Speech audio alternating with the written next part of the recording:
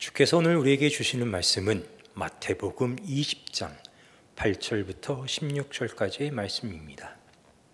신약 성경 32페이지에 있습니다. 마태복음 20장 8절부터 16절까지의 말씀을 제가 읽겠습니다. 저물매 포도원 주인이 정직에게 이르되 품꾼들을 불러 나중 온 자로부터 시작하여 먼저 온 자까지 삭을 주라 하니 제11시에 온 자들이 와서 한 데나리온씩을 받거늘 먼저 온 자들이 와서 더 받을 줄 알았더니 그들도 한 데나리온씩 받은지라.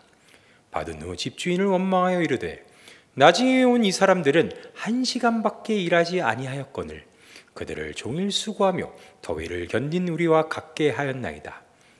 주인이 그 중에 한 사람에게 대답하여 이르되 친구여 내가 내게 잘못한 것이 없노라. 내가 나와 한 데나리온의 약속을 하지 아니하였느냐. 내 것이나 가지고 가라. 나중 온 이 사람에게 너와 같이 주는 것이 내 뜻이니라. 내 것을 가지고 내 뜻대로 할 것이 아니냐. 내가 선함으로 내가 악하게 보느냐. 이와 같이 나중된 자로서 먼저 되고 먼저 된 자로서 나중되리라. 오늘 우리가 살펴본 말씀은 이제 포도원 품꾼들이라는 이제 소제목으로 된 이제 20장 전반부의 내용입니다. 본문이 너무 길어서 중간을 잘라서 이제 읽었는데 20장 1절부터 이제 16절까지를 한번 보면 예수님께서 천국에 대해서 천국은 마치라서 여러분 어렸을 때 천국은 마치라는 율동이 있는 찬양을 한번 해보셨던 기억이 있으시죠? 천국은 마치 이러이러하다라고 하면서 이제 천국에 대해서 예수님께서 이제 설명해 주시는 이제 장면입니다. 이 내용은 어떤 포도원 주인에 대한 내용인데 일할 사람이 필요하여 그 주인이 이제 아침에 품꾼을 구하기 위해 장터로 나갑니다. 그곳에서 하루에 한 데나리온을 주겠다는 약속을 하고 품꾼들을 데리고 옵니다. 여러분 많이 들어보셨겠지만 한 데나리온이라는 이제 단위는 그 당시 일당 정도라고 생각을 하시면 돼요. 하루 일해서 받는 일당. 지금으로 치면 여러분 지금 뭐 아르바이트 하루 이렇게 하면 얼마 정도 주나요? 7만 원? 10만 원? 뭐 10에서 15만 원 많이 주네 이렇게 주겠죠. 그 정도 혹은 뭐 더 주면 한 20만 원 정도까지, 왜냐면 새벽부터 일하는 데니까 한 20만 원 정도로 생각을 하고 하루 품삯을 내가 20만 원을 줄 테니까 나와 가서 일을 하자라고 해서 이제 아침에 데리고 와서 이제 포도원에서 일을 시작한 겁니다. 그리고 나서 이제 이 주인이 이제 뭐 일이 더 많아서 그랬는지 모르겠지만 또 나갑니다. 여기 이제 성경의 표현으로는 3시, 그러니까 오전 9시입니다. 오전 9시에 나가서, 그러니까 지금 이제 두 번째가 9시인 걸 보면 첫 번째는 한 6시, 새벽 6시쯤 나가서 데리고 온 거겠죠. 그래서 9시에 다시 장터로 나가서 또 다른 품꾼들과 계약을 하고 돌아옵니다. 그렇게 6시, 12시, 그리고 9시는 오후 3시, 그리고 제11시는 오후 5시에 나가서 각각의 그 시간대마다 사람들을 이제 데리고 와서 일을 시킵니다. 여러분 혹시 그 뭐라 그래야 되나요? 인력사무소 뭐 이제 이런 일을 한번 나가보신 분들이 계신가요?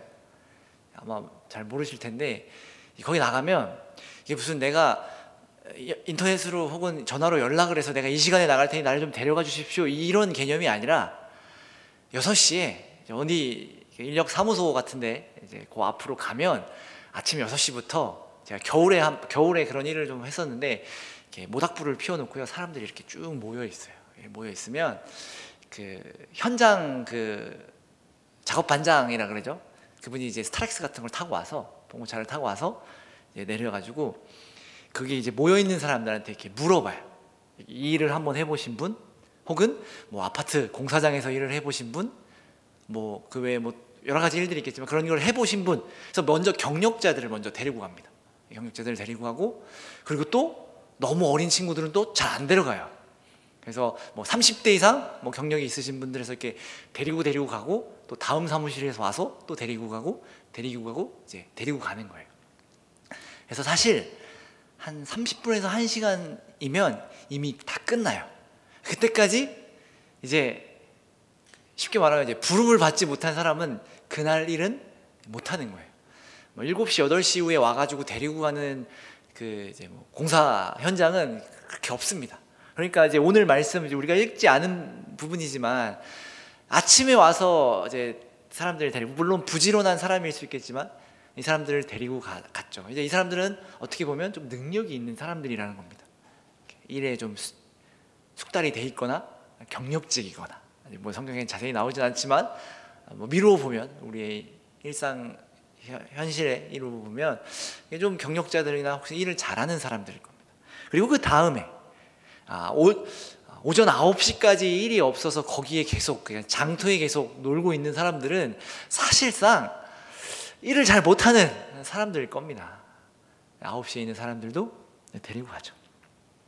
그리고 거의 이제 뭐 사실 12시, 3시, 5시에 그 나가서 나랑 일을 좀 할래라고 하는 사람은 없어요. 왜냐면 보통 그런 이제 일들은, 포도원 일도 그렇겠지만 해지기 전에 끝나거든요. 해가 지면 일을 못 해요. 그러니까 몇 시간 이제 일할 걸 데리고 오기가 좀 애매하니까 이제 안 나간단 말이에요. 근데 이 주인은 12시에도 나가고 3시에도 나가고 5시에도 나가서 사람들을 이제 데리고 온 거죠.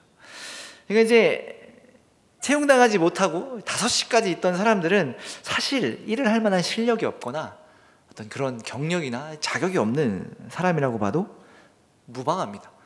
운이 없는 게 아닙니다. 그러니까 운이 없어서 그 일을 구하러 온, 사실 이 포도원 주인만 나간 게 아닐 거란 말이에요.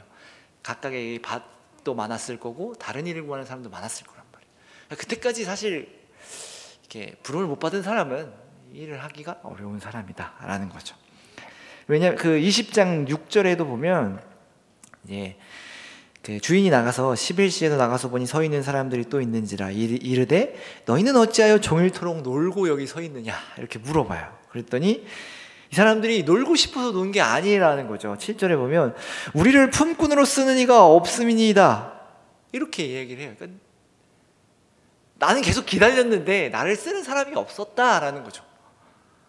그러니까 아까 말한 것처럼 이제 일을 잘 못하거나 경력이 없거나 뭐 여러 가지 이유로 이렇게 주인들이 데리고 가지 않은 사람이라는 거죠.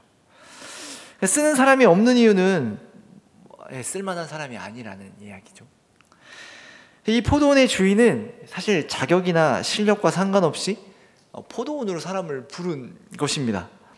그렇게 불러서 이제 해가 저물어서 약속한 일당을 줍니다. 우리가 읽은 본문을 보면 오후 5시에 왔던 자들은 사실 1시간밖에 일을 안 했어요. 이제 뒤에 따지는 걸 보면 알 수 있잖아요. 1시간이라고 20만 원을 받아간 겁니다. 그런데 우리였어도 여러분들이 새벽 6시에 가서 12시간을 일했다고 생각해 보세요. 새벽 6시에 가서 저녁 6시까지 일을 했어요. 그리고 있는데 내가 막 일을 하고 있는데 9시에 뭐 몇 사람 또 오고 12시에 몇 사람 오고 3시에 몇 사람 오고 5시에 몇 사람이 왔는데 5시에 와서 1시간만 일한 사람에게 한 데나리온 20만 원을 주는 걸 봤어요, 눈으로. 그러면 우리였어도 나는 지금 새벽 6시부터 와서 여기서 일했으니 저 사람보다는 많이 주겠지라는 생각을 당연히 하지 않을까요, 여러분? 만약에 1시간 일한 사람도 20만 원 받고 12시간 일한 여러분들도 20만 원을 받으면 여러분은 어떻게 하실 건가요? 우리가 성경의 이야기라 그냥 뭐 약속을 처음부터 20만 원 받겠다고 약속하고 왔으니 뭐 당연한 거 아닌가라고 생각하시는 분은 굉장히 훌륭하신 분들이고, 1시간밖에 일하지 않았는데 20만 원을 받아가네 쟤는? 그럼 나는 얼마 받아야 돼요? 12시간씩 20만 원이면 정당한 것을 정당하게 요구할 수 있지 않겠습니까? 이건 부당합니다. 저 사람이랑 나랑 일하는 시간이 11시간이나 차이 나는데 어떻게 똑같은 금액을 받을 수 있겠습니까? 당연히 이렇게 따지지 않을까요? 저만 지금 표정들이 뭘 그런 거 가지고 그래 약간 이런 표정들이신 것 같은데 저는 막 따졌을 것 같아요. 조금이라도 더 주셔야죠. 이렇게 얘기가 좀 안 통한다 싶으면 내 다시는 여기 안 온다. 내 더럽고 치사해서 여기 안 온다 라고 저는 했을 것 같습니다. 이 요구에 주인이 이렇게 대답합니다. 처음에 너 나랑 얘기할 때 새벽 6시에 너 나랑 한 데나리온, 그러니까 20만 원 받기로 하고 오지 않았느냐? 도대체 내가 뭘 잘못했냐? 넌 네 돈이나 받아갖고 가. 20만 원이나 받아갖고 가라. 내가 1시간 일한 사람들이나 너 12시간 일한 사람들이나 처음부터 나는 20만 원을 주기로 하고 왔다. 그것이 내 뜻이다. 뜻이라고 해서 뭔가 좀 이렇게 있어 보이지만 내 맘이다, 제가 이러는 거거든요. 내 맘이다. 열받죠. 저는 읽으면서도 열이 받더라고요. 아니, 이 주인 진짜 너무하네 라고 생각이 들더라고요. 주인은 아무런 잘못이 없죠. 물론 잘못이 없어요. 또한 약속을 그렇게 했으니까. 그러면서 이 말을 끝으로 예수님께서는 이런 좀 갑자기 좀 생뚱맞은 얘기를 해요. 이와 같이 나중된 자로서 먼저 되고 먼저 된 자로서 나중되리라 라는 말씀으로 오늘 이 비유의 말씀을 맺습니다.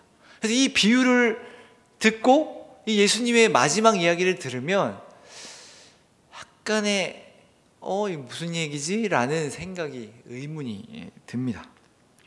어떻게 이해해야 할까요? 불만이 터져 나오고 하나님 불공평하신 거 예수님 불공평하신 거 아니에요? 라는 말이 나올 것 같습니다. 이 마지막 말씀 때문에 먼저 된 자가 나중되고 나중된 자가 먼저 된다고 하시니까 불안하죠. 왜냐하면 이 말씀을 듣는 여러분들은 어쨌든 일찍부터 예수님을 믿었고, 그죠? 잘하고 있는데 내가 먼저 된 자인데 혹시 내가 나중될까 봐 불안하지 않으시나요? 저는 좀 불안했거든요. 나는 어렸을 때부터 모태신앙으로 흔히 말하는 먼저 된 자 아닌가? 이러다가 내가 나중되면 어떡하지? 이런 불안감들 들 수 있죠. 만약에 내가 먼저 된 자라면 억울하지 않을까요? 예수님, 왜 먼저 된 자가 나중돼야 합니까? 이렇게 물을 수 있지 않을까요? 내가 어려서부터 내가 다른 사람보다 빨리 일찍이 예수님을 믿고 따랐는데 나중된다라는 말을 듣고 내가 계속 믿어야 합니까? 이렇게 따질 것 같아요. 내가 새벽에 나온 품꾼이라면 내일부터 어떻게 하겠어요, 여러분? 내가 오늘 이런 대우를 받고 내일은 어떻게 하실 거예요? 내일은 저 같으면 5시에 나와 있겠죠. 3시까지 집에 있다가 4시쯤부터 쓱 나와가지고 5시에 또 빈둥빈둥 하고 있으면 포도원 주인이 와서 데려가지 않겠어요? 똑같이 20만 원 받는데. 이런 생각 안 해보셨나요? 저는 대번 이런 생각이 들더라고요.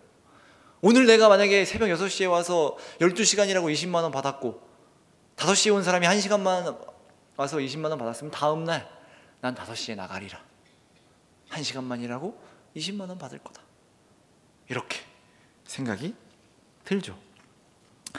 우리 삶으로 좀 생각을 해보면 일찍이 예수님을 믿어 하고 싶은 것도 못하고 사실 손해보고 희생하면서 살아왔는데, 불편하게 살아왔는데, 하고 싶은 대로 하다가 내 마음대로 살다가 죽기 직전에 예수님을 믿으면 똑같이 모태신앙부터 믿었던 나와 죽기 직전에 예수님을 믿었던 그 사람과 그 대우가 똑같다고 하고, 아니 대우가 똑같은 게 아니라 먼저 된 자가 나중되고 나중된 자가 먼저 된다고 하니까 이게 뭔가 싶죠.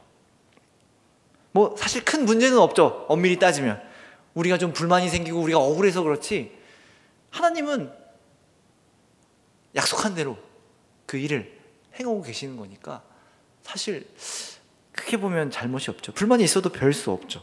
어쨌든 한 데나리온을 받기로 약속한 것이고, 어차피 하나님이 우리에게 구원을 약속하셨으니 어렸을 때 하나님을 믿어, 예수 그리스도를 믿어 하나님의 백성이 어렸을 때부터 되어 살아가는 거랑 죽기 직전에 되는 거랑 큰 차이가 없죠. 억울한 것만 빼면, 그죠? 약속을 한 것이니 억울하지만 주인의 뜻이 그렇다면 토를 달 수 없죠. 그런데 이 이야기를 이렇게 이해해버리면요, 천국이란 곳이 천국이 아닌 것 같습니다. 왜냐하면 천국은 마치 이러고 마지막을 끝을 예수님께서 먼저 된 자가 나중되고 나중된 자가 먼저 되리라 이렇게 말씀하셨으니 천국은 먼저 가면 손해본다 이런 결론이 나오지 않습니까? 천국은 마치 쭉쭉쭉 설명하시고 먼저 된 자가 나중되고 나중된 자가 먼저 되리라 이제 이러셨으니까요. 이게 무슨 천국인가요? 이렇게 이해서는 안 된다라는 거죠. 그래서 사실상 우리는 오후 5시에 포도원에 간 사람들이라고 봐도 사실 무방합니다.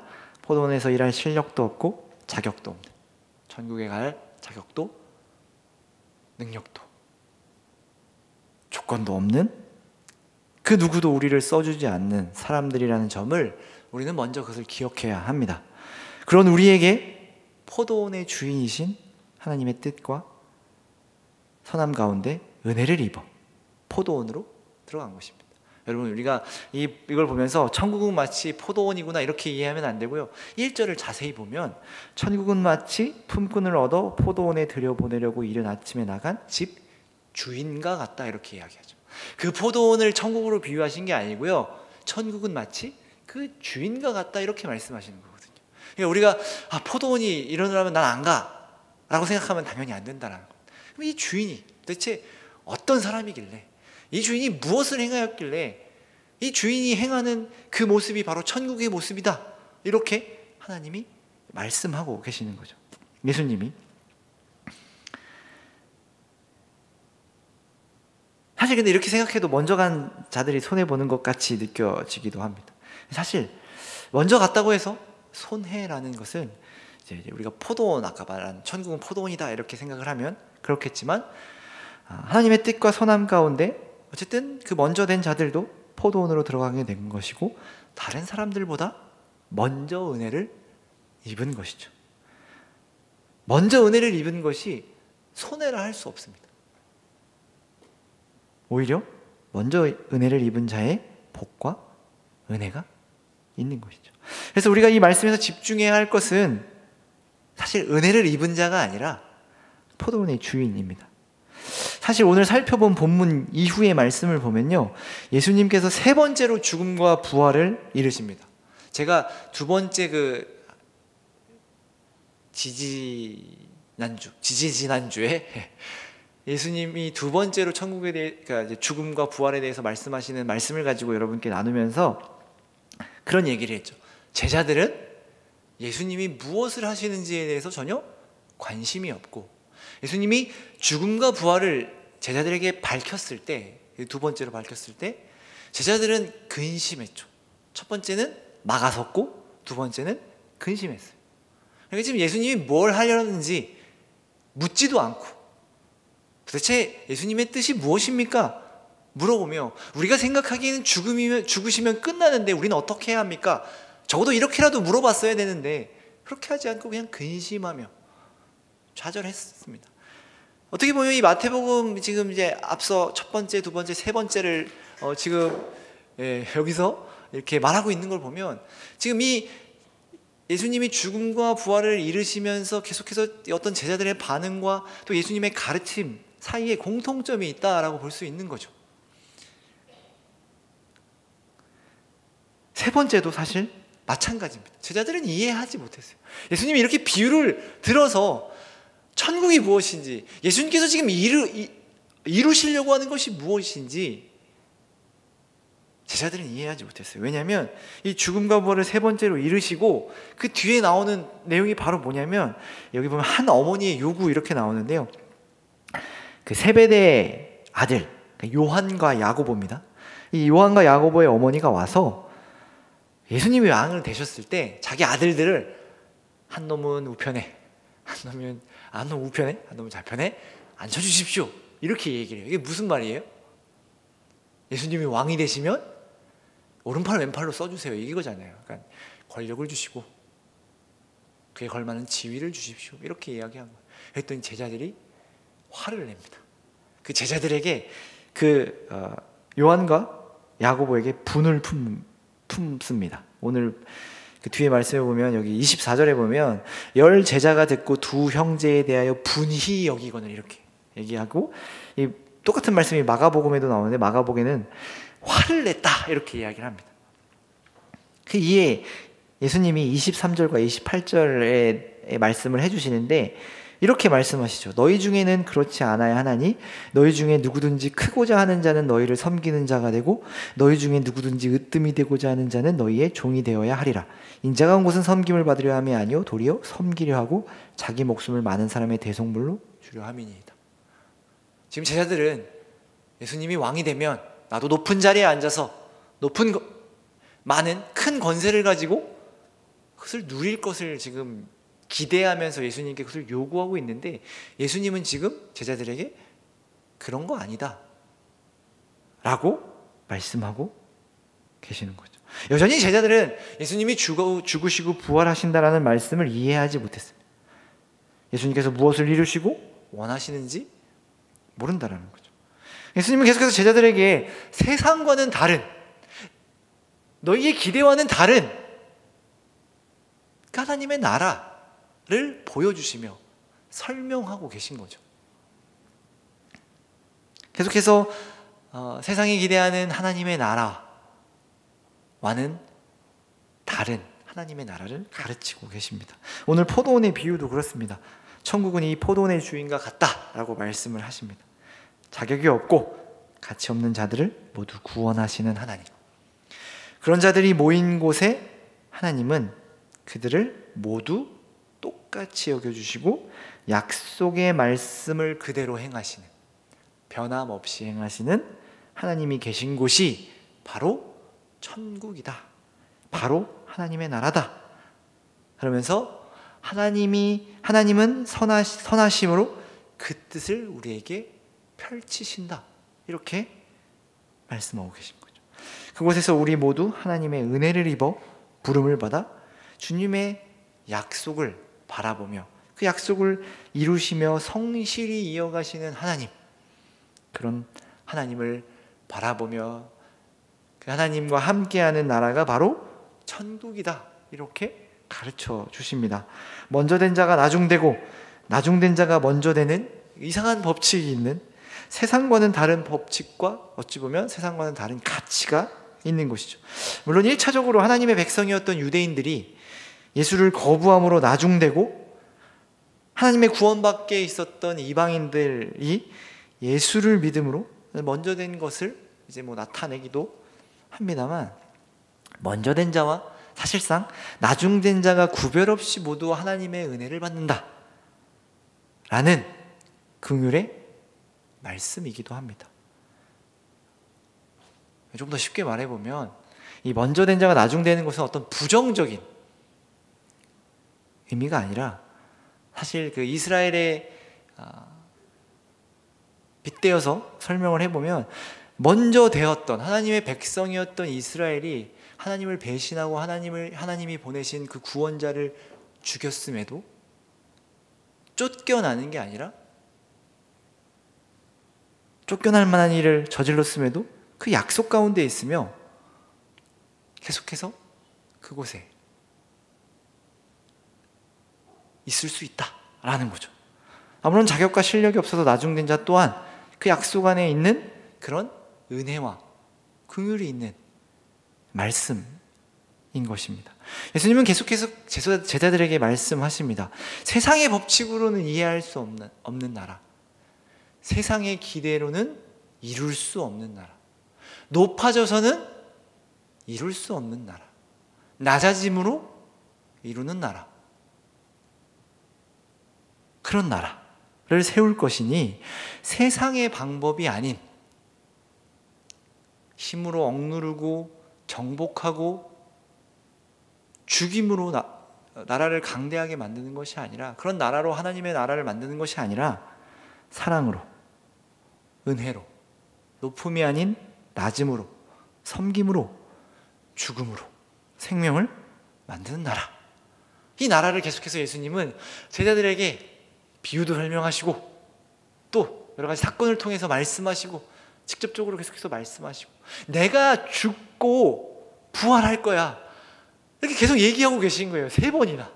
그러니 제자들은 자꾸 무슨 말씀하시는 거예요. 아니 예수님이 죽긴 왜 죽어요? 예수님 하나님의 나라 세우셔야죠.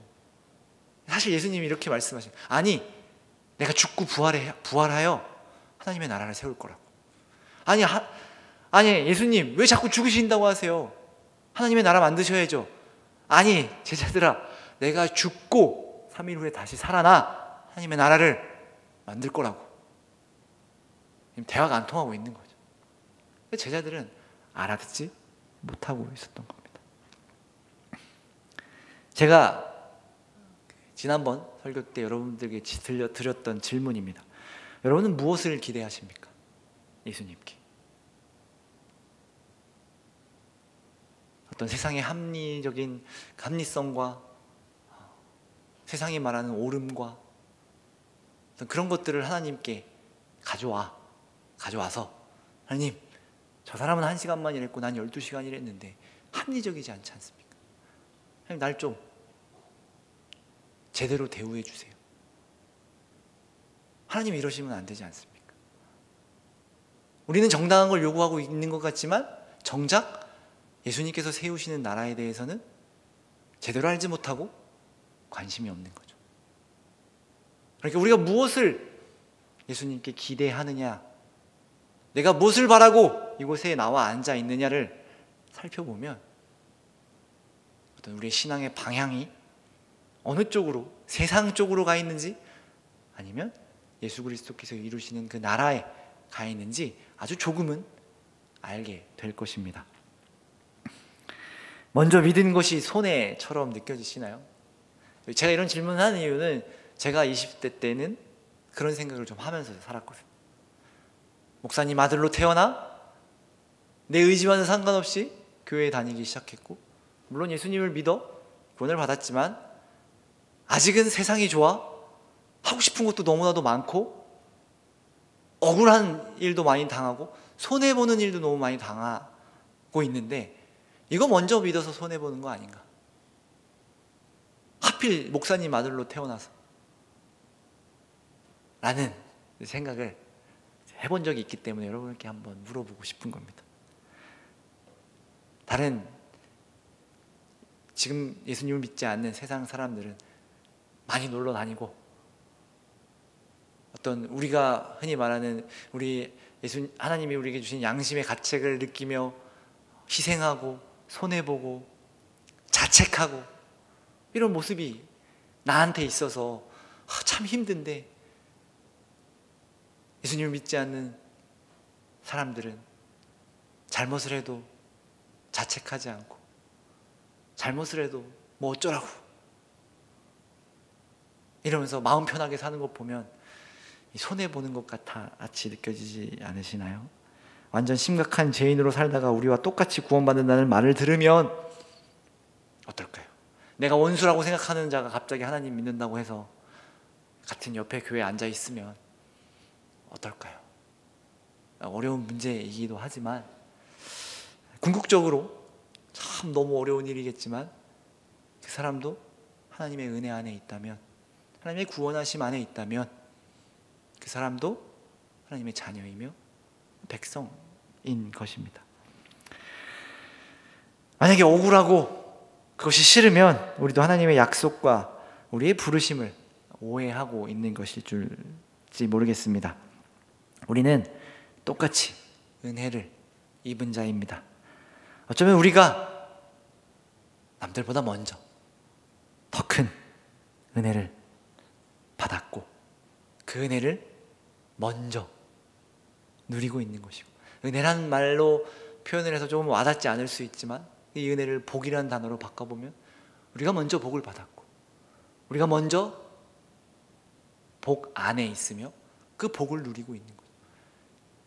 그것이 손해보거나 안 좋은 거나 그런 게 아니죠. 오히려 먼저 된 게 더 큰 은혜라 할 수 있죠. 그러니 우리 가운데 이런 나눔이 있어야 할 것입니다. 어떤 나눔이냐면, 우리 모두 이곳에 하나님의 은혜를 받아 은혜 가운데 여기에 있는 자들이구나, 나도 그 은혜를 받아 누리고 있다,